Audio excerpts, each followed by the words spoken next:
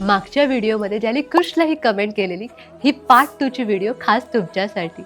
उत्तरेच्या गर्भावर अश्वत्थामाने ब्रह्मास्त्र सोडलेलं होतं. तेव्हा श्रीकृष्णाने स्वतः अंशरूपाने उत्तरेच्या गर्भात प्रवेश केला आणि त्या ब्रह्मास्त्रापासून आपल्या परीक्षित राजाचं म्हणजे उत्तरेच्या बाळाचं रक्षण केलं. तोच कृष्ण परमात्मा आपल्या गर्भाचं सुद्धा रक्षण करू शकतो आणि त्यासाठी येत्या पुत्रदा एकादशीपासून आपण स्पेशल योगिक एकादशीच्या व्रताला सुरुवात करूया. या पुत्रदा एकादशीचं योगिक व्रत करून आमच्या खूप साऱ्या स्टुडंट्सला त्यांची गुड न्यूज सहज मिळालेली आहे. सो या साधनेमध्ये आपल्याला काही सिंपल गोष्टी करायच्यात. एक तर सकाळी उठल्यावर आपल्याला 108 वेळा कृष्णाचं नामस्मरण करायचं आहे, ते तुम्हाला आवडतं.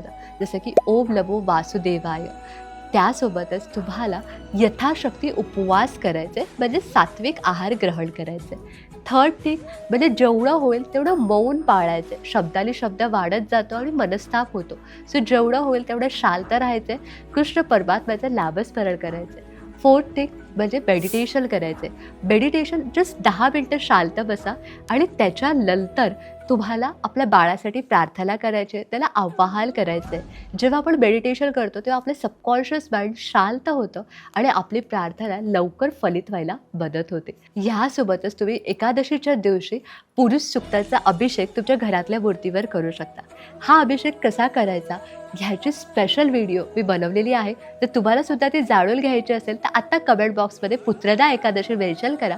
ती स्पेशल व्हिडिओ आम्ही तुम्हाला नक्की पाठवू.